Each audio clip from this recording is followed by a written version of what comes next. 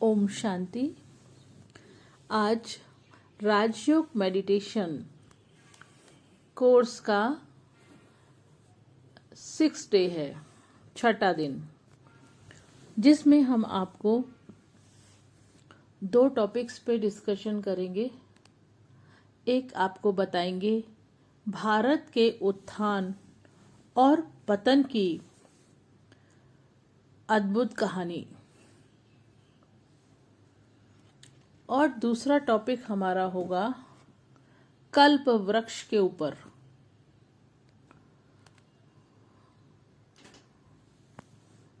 तो पहला हम टॉपिक पे आज चर्चा कर रहे हैं, भारत के उत्थान और पतन के 84 जन्मों की अद्भुत कहानी।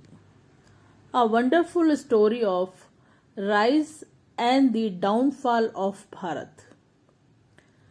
कैसे भारत की आदि माने होता है शुरुआत, आदि, मध्य और अंत की कहानी, भारत की ही कहानी है ये।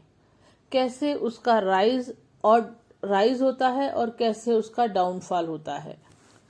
तो इसको हम शुरू से एंड तक, एक सीढ़ी का चित्र है। एक मनुष्य मैक्सिमम पूरे सृष्टि चक्र में, हमने पीछे सृष्टि चक्र आपको समझाया था। सृष्टि चक्र 5000 वर्ष का होता है और उसमें मनुष्य आत्मा मैक्सिमम 84 जन्म लेती है। तो इस चित्र में 84 सीढ़ियां दिखाई हैं। ये सीढ़ी नुमा चित्र है जिसमें 84 सीढ़ियां दिखाई हैं। पहली सीढ़ी माने पहला जन्म, पहले जन्म से और अंत 84 जन्म तक हम कैसे कैसे जन्म लेते हैं, कहाँ कहाँ जन्म लेते हैं और किस किस रूप में हम होते हैं, वो पूरा इसमें दर्शाया है। पहली सीढ़ी माने पहला जन्म। तो जैसा कि चित्र में आप देख रहे हैं, सबसे ऊपर 8 सीढ़ियां दिखाई हैं। वो है, आपको सृष्टि चक्र में समझाया था ना कि सृष्टि चक्र जो 5000 वर्ष का है उसके 4 भाग होते हैं, सतयुग, त्रेता युग, द्वापर युग और कलयुग। तो सतयुग से शुरुआत होती है पहले जन्म की। सतयुग में पहला जन्म, तो पूरे सतयुग में हम आत्माएं 8 जन्म लेती हैं। तो वो 8 सीढ़ियों के द्वारा दर्शाया गया है। और ऐसे इसमें हम मनुष्य किस रूप में होते हैं।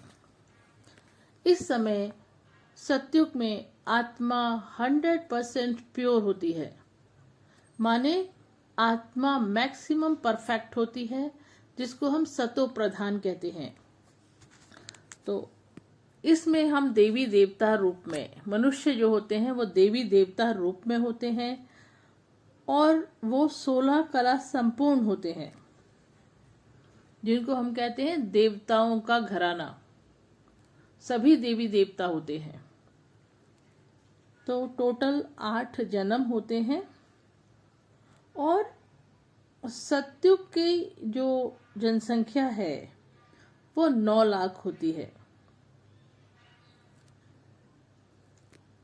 और श्री लक्ष्मी और श्री नारायण यहाँ के महाराजा महारानी होते हैं। और जो भी प्रजा या राज्य अधिकारी होते हैं वो भी सभी देवी देवता रूप में होते हैं, मतलब दैवी घराना जिसको हम कहते हैं। तो आत्मा सतो प्रधान परफेक्ट प्योर होती है, इसलिए उनको जो शरीर मिलता है आत्मा को वो देवी देवताओं का मिलता है, क्योंकि वो पवित्र आत्माएं होती हैं, सर्वगुण संपन्न होती हैं, 16 कला संपूर्ण होती हैं। उसके बाद आप देखिए नीचे सीढ़ी में दिखाया है त्रेता युग। सत्युग के बाद त्रेता युग आता है, वो भी 1250 वर्ष का होता है। उसमें हम 14 कला संपूर्ण होते हैं। थोड़ी डिग्री हमारी आत्मा की नीचे आ जाती है, जिसको हम कहते हैं क्षत्रिय घराना। और त्रेता युग में हम 12 जन्म लेते हैं, 14 कला संपूर्ण होते हैं। और त्रेता युग भी 1250 वर्ष का ही होता है, लेकिन इसमें हम कितने जन्म लेते हैं? 12 जन्म। मतलब 1250 वर्ष में हम त्रेता युग में 12 जन्म लेते हैं और श्री राम और सीता का यहाँ राज्य होता है। उसके बाद सत्युग और त्रेता के बाद फिर जैसा कि सृष्टि चक्र में आपको समझाया था द्वापर युग के बारे में, तो द्वापर युग जब शुरू होता है तो द्वापर युग भी 1250 वर्ष का होता है। उसमें हम 8 कलाएं होती हैं। आत्मा की कला जैसे जैसे नीचे आ रही है, आत्मा जन्म लेते लेते आत्मा की कलाएं कम होती जा रही हैं। तो द्वापर युग में आत्मा 8 कला होती हैं और वैश्य वर्ण होता है। और द्वापर युग में आत्मा 21 जन्म लेती है। द्वापर युग भी 1250 वर्ष का ही होता है। और आत्मा की क्वालिटी क्या होती है? आत्मा रजो प्रधान होती है। सत्युग में आत्मा सतो प्रधान होती है। त्रेता युग में आत्मा सतो होती है, सत गुणी होती है। और द्वापर युग में आत्मा रजो प्रधान होती है। उसके बाद हम नीचे चलते हैं चौथा युग, जिसको हम कलयुग कहते हैं, जिसमें हम सभी इस समय हैं। तो कलयुग भी 1250 वर्ष का ही होता है और उसमें हम किस वर्ण में होते हैं? शूद्र वर्ण में। नीचे नीचे आत्मा की क्वालिटी गिरती जा रही है जैसे जैसे हम जन्म लेते जा रहे हैं। तो इस कलयुग में ये भी 1250 वर्ष का ही होता है और इसमें आत्मा में कोई कला नहीं होती, जिसको कहते हैं कलाहीन। कोई गुण हमारे अंदर नहीं बचता है।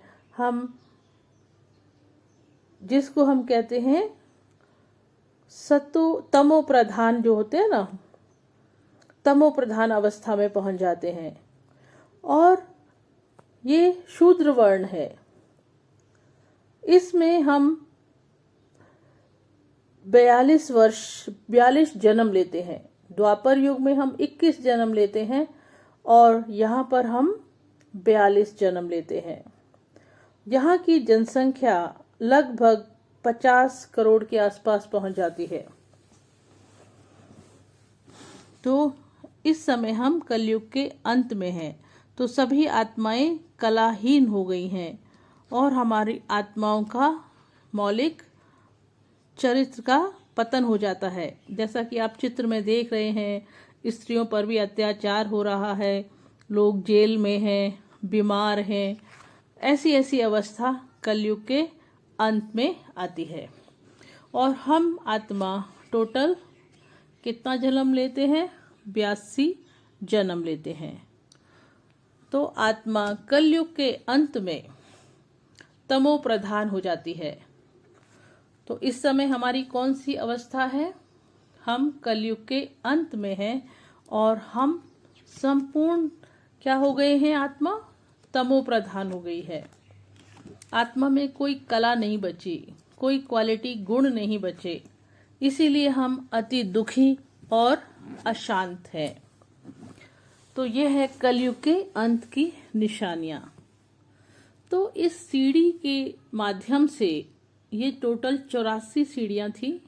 मतलब हम आत्मा, मनुष्य आत्मा पूरे सृष्टि चक्र में मैक्सिमम 84 जन्म लेती है। और कैसे कैसे हम किस किस युग में कैसे जन्म लेते हैं वो हमने आपको इस सीढ़ी के द्वारा बताया। तो ये था भारत का उत्थान और कैसे भारत का धीरे धीरे पतन की तरफ जाता है, उसकी कहानी सीढ़ी के चित्र के द्वारा आपको समझाया। इसी चीज को सृष्टि चक्र के द्वारा भी आपको पिछली कक्षा में बताया था। अब अगला टॉपिक हमारा है कल्प वृक्ष। सृष्टि के आदि, मध्य और अंत को दर्शाने वाला कल्प वृक्ष। देखिए, जैसे एक वृक्ष होता है ना, वृक्ष कैसे बनता है? पहले हम बीज लेते हैं, उसको जमीन में डालते हैं, खाद पानी करते हैं, तो बीज बो देते हैं। कुछ समय के बाद फिर वो बीज के 2 पत्ते निकलते हैं और फिर जब हम उसको सींचते हैं तो धीरे धीरे और पत्ते निकलते हैं और वो धीरे धीरे बड़ा होता है और फिर उसका तना बनता है। फिर और समय के बाद तने से ब्रांचेस निकल जाती हैं, टहनियां निकलती हैं। फिर उन टहनियां में से और छोटी छोटी टहनियां निकलती हैं, फिर पत्ते निकलते हैं। तो एक वृक्ष इस तरह से बढ़ता है। ऐसे ही मनुष्य सृष्टि का ये कल्प वृक्ष भी बिल्कुल इसी तरह से बढ़ता है। तो पहले इस सृष्टि के कल्प वृक्ष का बीज है स्वयं चैतन्य बीज, परमपिता शिव परमात्मा, निराकार ज्योति बिंदु। वो है इस कल्प वृक्ष के बीज। जब वो इस सृष्टि पर कलयुग के अंत में जब नई सृष्टि की पुनः स्थापना करनी होती है, तो जब भी किसी चीज की स्थापना करते हैं हम अपनी दुनिया में भी, तो किसी वीआईपी को बुलाते हैं या गुरु महाराज को बुलाते हैं, उनके द्वारा शुरुआत करते हैं। तो ये तो है सृष्टि की शुरुआत। तो इस सृष्टि की शुरुआत में किससे की जाती है? स्वयं परमात्मा आते हैं सृष्टि की आदि में, शुरुआत में। तो जब परमात्मा इस सृष्टि पर कलयुग के अंत समय में अवतरित होते हैं, तो तब से नई सृष्टि की स्थापना का कार्य शुरू हो जाता है। तो जैसे वहां बीज डालते हैं, ऐसे ही यहाँ बीज क्या हुआ? स्वयं चैतन्य परमात्मा ज्योति बिंदु, वो है चैतन्य बीज। जब वो आते हैं तो ब्रह्मा के द्वारा सृष्टि की स्थापना का कार्य करते हैं। तो 2 पत्ते निकलते हैं इस कल्प वृक्ष में, ब्रह्मा और सरस्वती। जैसे उसमें 2 पत्ते निकलते हैं ना, तो यहाँ भी पहले होते हैं ब्रह्मा और सरस्वती। तो ब्रह्मा और सरस्वती के द्वारा फिर आगे स्थापना का कार्य चलता है। तो धीरे धीरे और भी मनुष्य आत्माएं बढ़ने लगती हैं, आने लगती हैं। तो सृष्टि की स्थापना का कार्य में बढ़ोतरी होती है और भी मनुष्य आत्माएं आकर यहाँ पर जुड़ती हैं परमपिता के साथ, ब्रह्मा के तन के द्वारा, और एक ओम मंडली की स्थापना होती है। तो ये हुई इस सृष्टि के स्थापना की शुरुआत, जो कार्य अभी भी चल रहा है।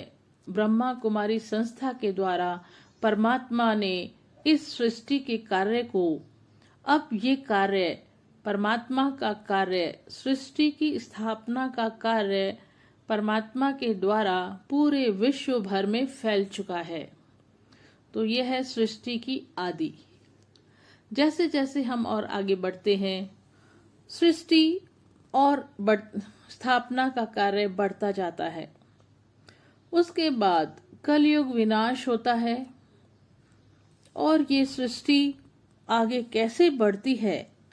जैसे पौधा जब बड़ा होता है तो तना बनते हैं, तना बनता है ना, पौधे का तना। तो यहाँ तना जो होता है जिसको इंग्लिश में स्टेम भी कहते हैं, वो तना कौन शुरू में है? सतयुग। स्थापना के कार्य के बाद पहला कौन सा युग आता है? सतयुग आता है। हमने आपको बताया था ना, संगम युग पर कलयुग अंत में स्वयं परमात्मा आकर सृष्टि के स्थापना का कार्य ब्रह्मा के द्वारा शुरू करते हैं और इस समय वही कार्य चल रहा है और पूरे विश्व तक फैल चुका है। अब कलयुग विनाश भी सामने है। तो जब कलयुग विनाश होता है उसके बाद जो स्थापना के कार्य में मनुष्य आत्माएं आती हैं परमात्मा के साथ, वो फिर सतयुग के आदि में, अब सृष्टि की आदि हो गई, तो आदि में सतयुग में श्री लक्ष्मी, ब्रह्मा और सरस्वती श्री लक्ष्मी और नारायण के रूप में आते हैं और दैवी घराना आगे बढ़ता है, जो हमने सीढ़ी के द्वारा भी आपको बताया। सतयुग में पूरा दैवी घराना होता है। तो यह है कल्प वृक्ष के तने की शुरुआत। तना फिर और भी आगे लंबा होता है, ऊंचा होता है ना, तो वो जो तना आगे, तो ये 1250 वर्ष हो गया। तना और आगे बढ़ता है सृष्टि कल्प वृक्ष में, तो वो कौन सा होगा? त्रेता युग। त्रेता युग भी 1250 वर्ष, तो तना और कल्प वृक्ष का तना और आगे बढ़ा। फिर जब द्वापर युग आता है, आप चित्र में भी देखते रहिए, चित्र में सब कुछ स्पष्ट क्लियर करके दिखाया हुआ है। फिर तना और आगे बढ़ता है तो द्वापर युग आता है। द्वापर युग भी 1250 वर्ष का होता है। इसमें पूजा का कार्य शुरू होता है, भगवान को याद करने का कार्य, और अनेक धर्म, जो आपने ब्रांचेस देख रहे हैं ना, जो ब्रांचेस निकल रही हैं, तो ये है अनेक धर्म जो द्वापर युग में स्थापित होते हैं। तो सबसे पहले इस्लाम धर्म आता है, उसके बाद फिर बौद्ध धर्म की स्थापना होती है। चित्र में सब ब्रांचेस को दिखाया हुआ है। फिर क्राइस्ट धर्म की स्थापना का कार्य होता है। उसके बाद शंकराचार्य धर्म की स्थापना होती है। फिर मोहम्मद द्वारा स्थापना, मुस्लिम धर्म की स्थापना। फिर गुरु नानक के सिख धर्म की स्थापना का कार्य चलता है। तो ये हर धर्म की एक एक शाखा दिखाई हुई है। फिर अनेक मत और पंथ निकलते हैं छोटे छोटे, तो ऊपर वो दर्शाया है छोटी छोटी ब्रांचेस और ऊपर निकली हुई हैं, जो कलयुग के अंत में, जब ऊपर का जो तना है वो कलयुग के अंत को दर्शाता है, जिसमें और मत, पंथ, आश्रम, ये सब और भी आगे निकलते हैं। तो जब कलयुग का अंत होता है तब बहुत दुख, आत्माएं दुखी होती हैं। धर्म पिताएं भी आपस में एक धर्म दूसरे धर्म से क्या करता है? झगड़ा करता है, कंपटीशन करता है। तो धर्म ये जो अनेक धर्म है उनमें भी समानता नहीं रहती, और राजनीतिक स्तर पर भी मतभेद हो जाते हैं, और मनुष्य आत्माओं का जो मौलिक चरित्र है वो भी गिर जाता है और आत्माएं पतित बन जाती हैं, पांचों विकारों से ग्रसित होती हैं। तब जो एटॉमिक बम है, मिसाइल्स हैं, उसके द्वारा इस सृष्टि का विनाश होता है। तो जो अमेरिका है, जिसने विज्ञान में बहुत ज़्यादा तरक्की की है, और यूरोप वासी आपस में ही एटॉमिक बम से युद्ध करके विनाश हो जाते हैं, और भारत में गृह युद्ध होता है, आपस में ही मार काट चलती है। तो भारत में इस तरह से होता है, और विश्व में, बाकी विश्व में एटॉमिक बम, मिसाइल्स के द्वारा सृष्टि, जो कलयुग का जो विनाश होता है, उसका ये तरीका होता है। तो उसके बाद फिर परमात्मा, फिर हमारा नया सतयुग, कलयुग के बाद सतयुग की शुरुआत होती है। तो यह है कल्प वृक्ष, जो सृष्टि के आदि, मध्य और अंत को इसमें हमने दिखाया। आप चित्र के द्वारा खुद भी देख रहे हैं।